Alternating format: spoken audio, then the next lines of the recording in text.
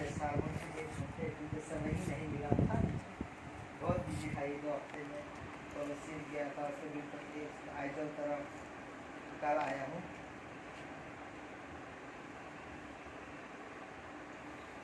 Bible से वचन देखते हैं। यूहन्ना रचित सुसमाचार 14 अध्याय इसके 16 पद। मैं पिता से विनती करूंगा और वो तुम्हें एक सहायक देगा कि वो सर्वदा तुम्हारे साथ रहे, अर्थात सत्य का आत्मा, जिसे संसार ग्रहण नहीं कर सकता, क्योंकि वो ना उसे देखता है और ना उसे जानता है। तुम उसे जानते हो क्योंकि वो तुम्हारे साथ रहता है और वो तुम में होगा। प्रेरित के काम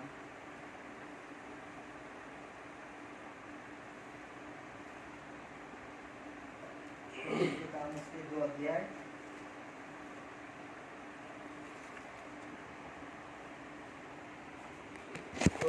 1 से पढ़ते हैं। जो पेंटिकोस का दिन आया तो वे सब एक जगह एकत्रित थे। एकाएक आकाश से बड़ी आंधी की सनसनाहट का शब्द हुआ और उसे सारा घर जहाँ वे बैठे थे गूंज गया, और उन्हें आग की जीभ फटती हुई दिखाई दी और उनमें से हर एक के ऊपर आग ठहरी।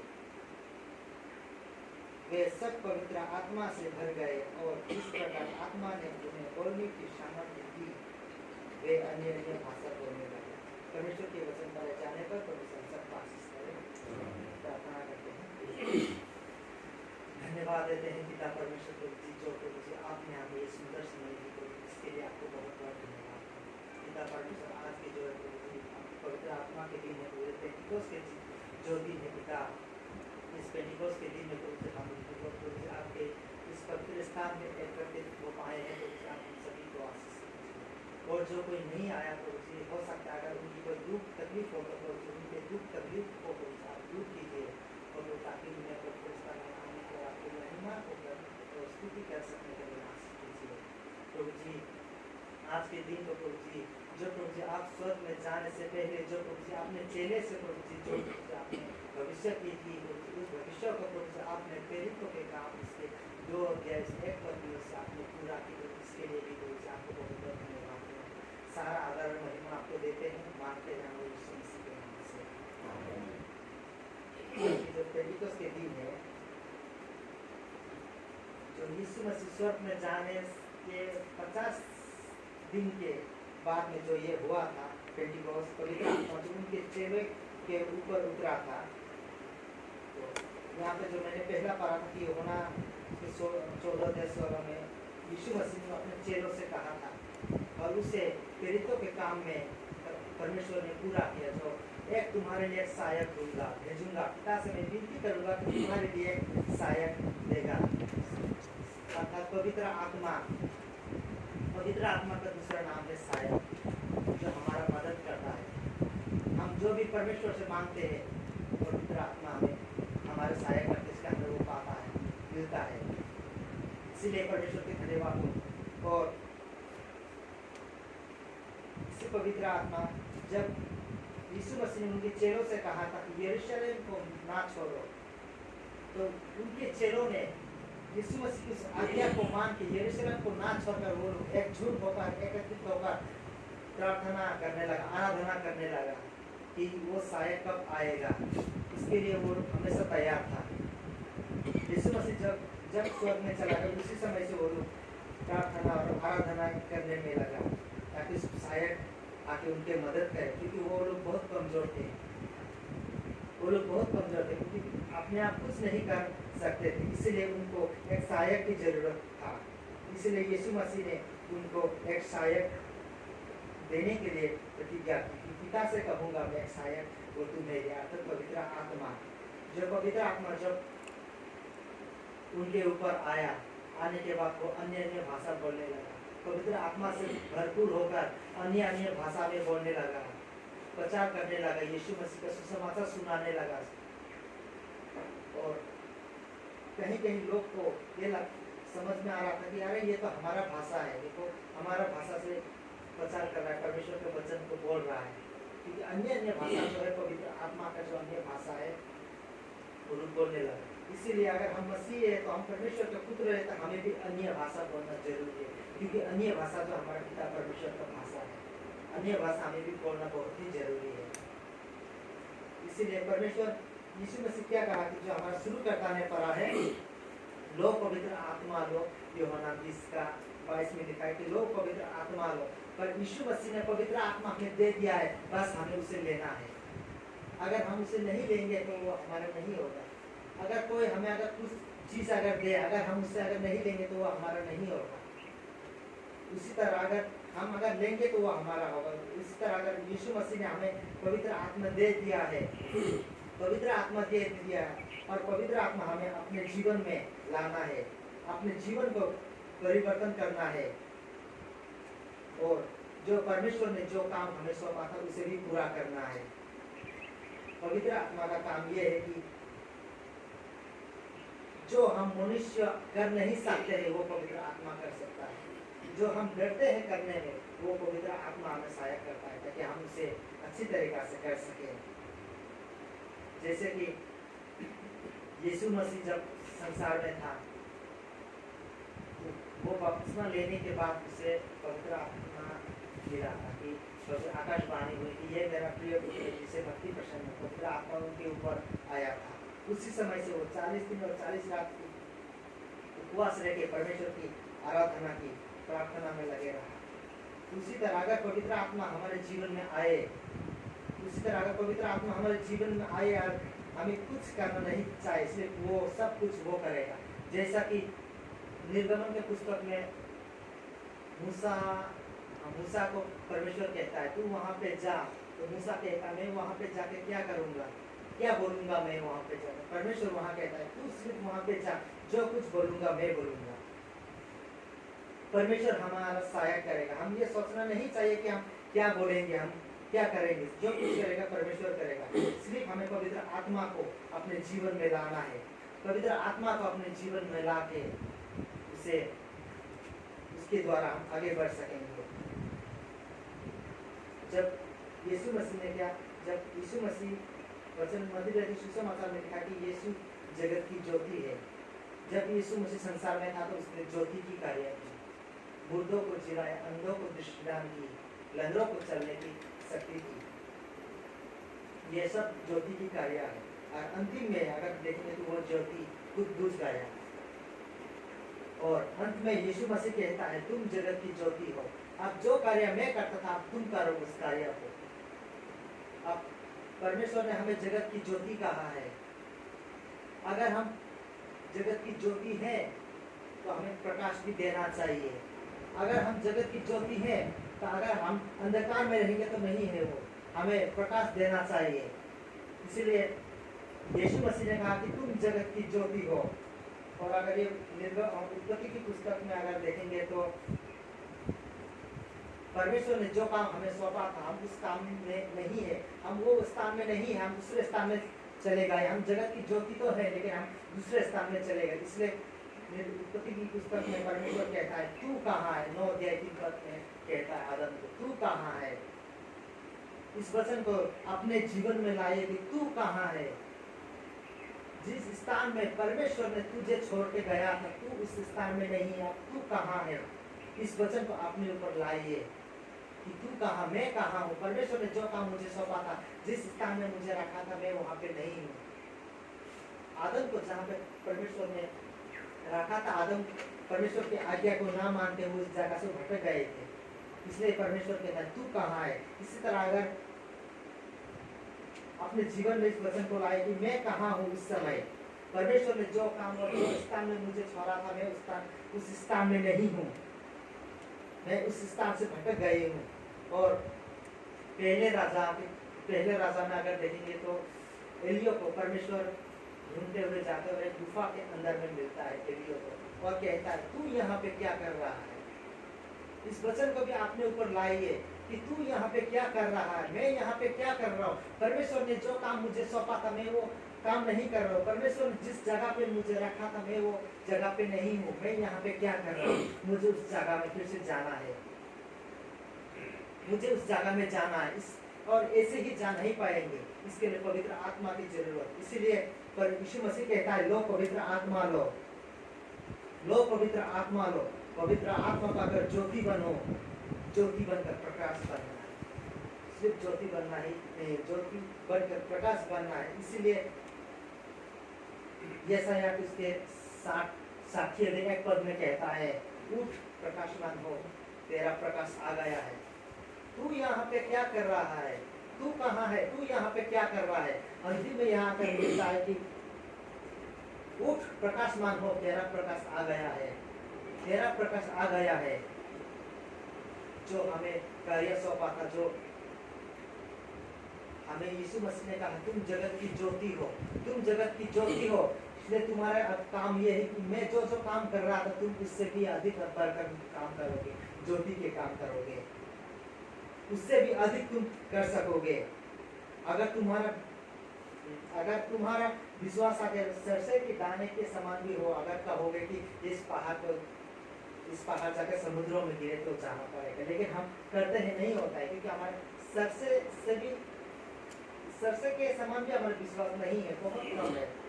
इसके लिए पवित्र आत्मा का जरूरत है, ताकि पवित्र आत्मा हमारे ऊपर आए, पवित्र आत्मा हमारे ऊपर आके परमेश्वर ने जो काम हमें सौंपा था हम उस काम को कर सके।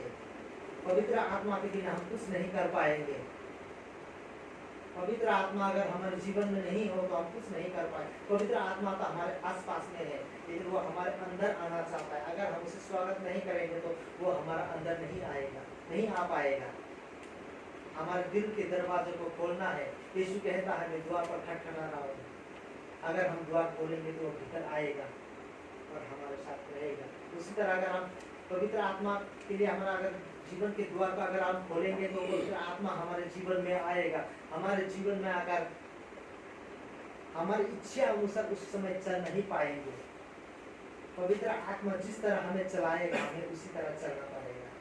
हमारी इच्छा अनुसार कुछ नहीं कर पाएंगे। उस दिन में यूट्यूब में देख रहा था कि एक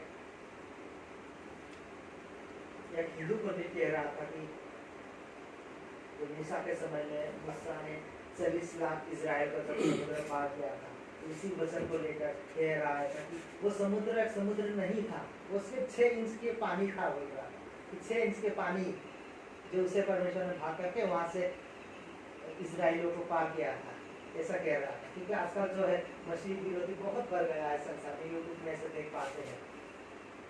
तो मैं ये वचन जब मेरे मन में आया तो मैं उसे सोच रहा था कि मैं परमेश्वर का धन्यवाद करता हूँ कि उस समय परमेश्वर ने एक वचन मेरे मन में दिया कि मानता हूँ कि वो अगर 6 इंच के पानी हो, 6 इंच के पानी मान लिया, लेकिन अचंभव की बात यह है कि उस 6 इंच के पानी को 2 भाग करके सारा इजराइल को 6 इंच के पानी में डुबा के मार डाला। 6 इंच के पानी में कोई डूब सकता है कि नहीं सकता है, लेकिन अचंभव की बात यह है कि 6 इंच के पानी में सभी इजराइल के वहाँ पे जितने वो सेना थे फिरौन के सबको डुबा के मार डाला और उन्हें ढूंढ के भी नहीं मिला 6 इंच के पानी में। ये एक वचन परमेश्वर ने मुझे दिया, इसलिए मैं परमेश्वर का बहुत धन्यवाद करता हूँ। परमेश्वर इतना दयालु है कि जब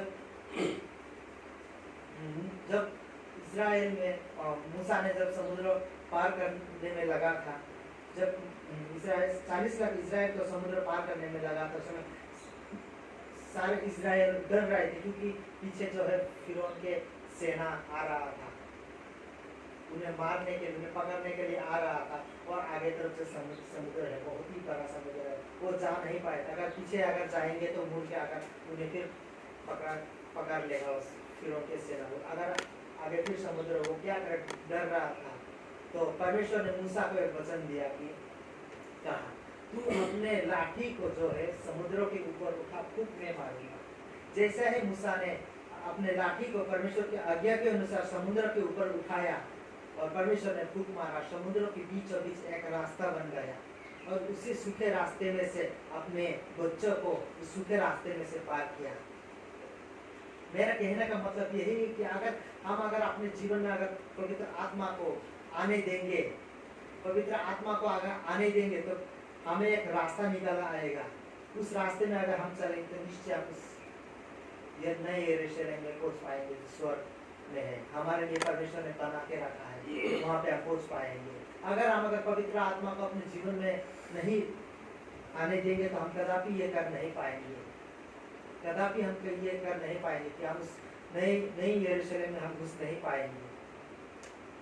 इसलिए पवित्र आत्मा को हमारे जीवन में बहुत ही जरूरी है। इस समय तो हमारे साथ पवित्र आत्मा आसपास में है, इसीलिए हम जो कुछ भी परमेश्वर से मांगते हैं वो हम पाते हैं।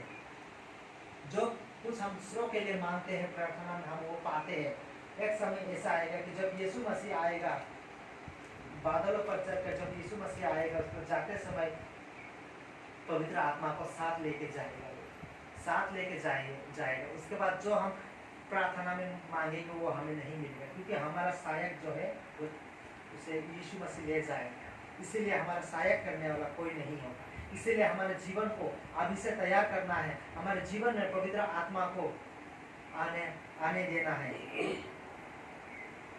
अगर अंतिम में अगर पवित्र आत्मा को ले जाएंगे, अगर हम कहेंगे कि पिता थोड़ा समय दो हमें और सुधारने के लिए, इसमें हमें कुछ नहीं मिलेगा, क्योंकि उस समय पवित्र आत्मा नहीं रहेगा। उस समय अगर हम प्रार्थना में हमें जो जरूरी है, जो हम अगर मांगेंगे वो नहीं मिलेगा, क्योंकि पवित्र आत्मा नहीं रहेगा। अभी तो अगर पवित्र आत्मा हमारे साथ है, इसीलिए अगर हम कोई बीमारी है अगर प्रार्थना करते हैं तो चंगाई हो सकता है, क्योंकि पवित्र आत्मा हमारे साथ है। और परमेश्वर यीशु मसीह ने कहा कि जो कार्य मैं करता था उससे भी अधिक कार्य तुम कर सकोगे, अधिक उससे भी बढ़कर परमेश्वर ने हमें आज्ञा दी, उससे भी बढ़कर हम कर सकेंगे। जो यीशु मसीह ने जो कहा उससे भी और बढ़कर हम कर सकेंगे। अगर हम पवित्र आत्मा को अपने जीवन में नहीं आने देंगे तो हम कुछ नहीं कर पाएंगे, अगर आने देंगे तो हम कर पाएंगे, अगर आने नहीं देंगे तो हम कुछ भी नहीं कर पाएंगे।